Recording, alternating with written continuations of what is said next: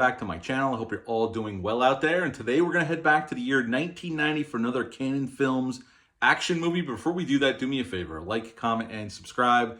Subscribe, please. I greatly would appreciate that. Also, as always, a shameless plug for my TeePublic store. I'll leave a link in the description box below. And yes, today we're going back to Canon Films territory. Oh, that's not who released this film. We'll talk about that in a second. But that movie is Death Warrant. Yes, me and my good buddy Dale _ from the Bat and Spider podcast. And if you're not subscribed to them, go over to Spotify and Apple Podcasts and subscribe. Tell them I sent you. Show those guys some love. We get together once a month, do a movie night, and we decided this month's movie night was going to be action films from the early 90s. And one of those films was the one we're going to talk about right now. And this film came out, Death Warrant came out September 14th of 1990. It's an hour and 29 minutes long. It's rated R. Had a budget of $4 to $6 million. It varies online depending on the sources you're looking at. And upon release, it made a little over 16 in America and 46.7 worldwide. So this did net MGM some profits, especially with the worldwide. And I know on video, VHS rental market, it did really, really well. Now, this did start out as a Canon Films production. They paid for the production. It was a Canon Films all the way through production. But right as production was wrapping, Canon Films went bankrupt and basically went out of business. MGM picked up the movie. When it was in production at Canon, it was called Dusted. That was the name of the film. MGM picked it up for release. They changed the name to Death Warrant, and they released it into the market. So this was like pretty much the death knell of Canon Films right when this movie was wrapping up production. Now, to direct this film, Darren Safran came in to direct this film. He directed a ton of TV work after this. A lot of TV shows you probably have watched sometime in your life. He's still working to this day, and he does a pretty nice job with this film. We'll talk about that. And the script for this film was written by none other than David Goyer, who this was one of his first scripts ever produced, and he was 23 when he wrote it. And obviously he went on to write a lot of big films later on, like Blade Trilogy, Batman Begins, The Dark Knight Rises, and a bunch of other stuff. So yeah, David Goyer did quite well for himself after this film. And in this film, you can see right there on the cover, you got a big picture of him. That's how I used to sell these films.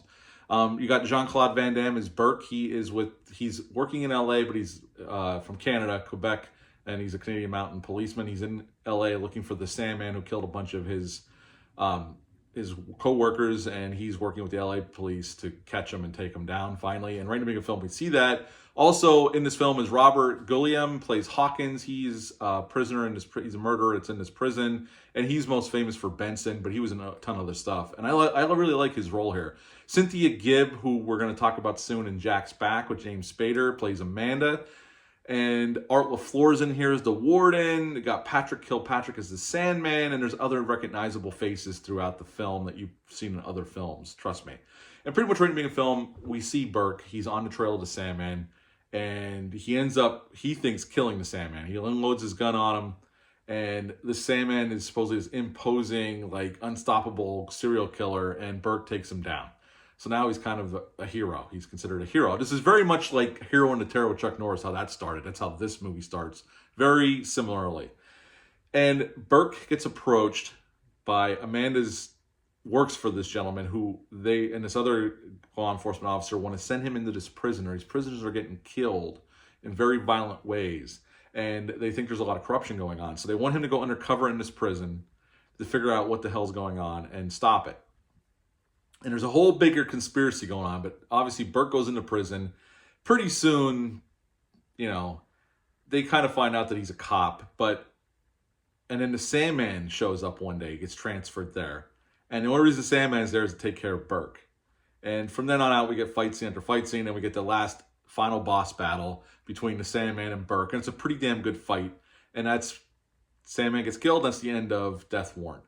Now, the plot is a little more intricate, and I got to give it credit because it does go places you wouldn't expect, especially for a film like this. What I mean is like a Canon action picture. You wouldn't expect the film to go where it goes. And even if it doesn't totally make sense, it's pretty cool they went there. Here, the guy who sent Van Damme into the prison to figure out what's going on is in this ring where they're killing these prisoners with healthy organs to sell off on the black market. And the only reason he sent Burke in is because, and Amanda's not in on it. Her and Burke start getting sweet on each other. She finds out 3/4 of the way through the movie that this guy's in on it and he's dirty, and Burke basically has to fight for his life. But the only reason he sent Burke in is because his wife needs a liver transplant, and he's a match So they sent him in so he can get killed, so they can get his organs, so he can save his wife. That's the only reason, and it's a pretty cool twist because you don't really know what's going on exactly until towards the end of the film when they reveal it. And I thought for a film like this, that's a kind of a nice touch. I like that. Not that it totally makes sense the way it unfolds, but I like that little bit of extra there, and it kind of makes it even more interesting when they reveal what's actually truly going on. But at the end of the day, we're here to see Van Damme kick ass. Now, this isn't one of his most action-heavy films, but it's a short, quick watch. I mean, this movie moves. There's no real downtime because once he's in the prison, he gets into prison pretty quickly within the first 10 minutes. You get 10 minutes to set up and he's in the prison the rest of the movie. And they find reasons to get him into fights with other prisoners. And so we get those moments where Van Damme gets to show his stuff. But really, it's when the Sandman shows back up that they have their big fight at the end. And that's what we're here for. And it's a pretty damn good fight, and the choreography is well done. And, we know Van Damme could do this stuff, especially back then when he was younger. He was an accomplished martial artist. So, and even Patrick Kilpatrick was capable of doing a lot of his own stunts. There's an interview on this Blu-ray, actually, with Patrick Kilpatrick and Art LaFleur about the movie. And the transfer on this is pretty damn good. So if you're a fan of this movie, this Blu-ray is worth picking up if you don't have it on physical media. They did a nice job with this. I don't ever see this getting a 4K release, so this is probably the best we'll ever get, but you never know. Maybe we'll get a 4K eventually. Overall, I like this film. It's not perfect, but it moves quickly. It doesn't have a lot of fat there. It gets in, gets out, does what it's supposed to do. And even if things don't make sense, I always had a lot of fun with this film. This is a movie I remember renting a lot with my buddy Justin back in the day when we would sleep over each other's houses, and we'd rent this a couple times a year and watch it. And, it's a movie I always liked, and I still like it. It's a fun Van Damme movie with some cool stuff in it, and he could do a lot worse. So at the end of the day, I would give Death Warrant an 8 out of 10. 8 out of 10 for Death Warrant. Have you ever seen this film? Leave a comment down below. Let me know. Hit the thumbs up. Hit the subscribe button. I greatly appreciate that. That's it for this one. I'll be back soon with some more reviews, but until next time, bye.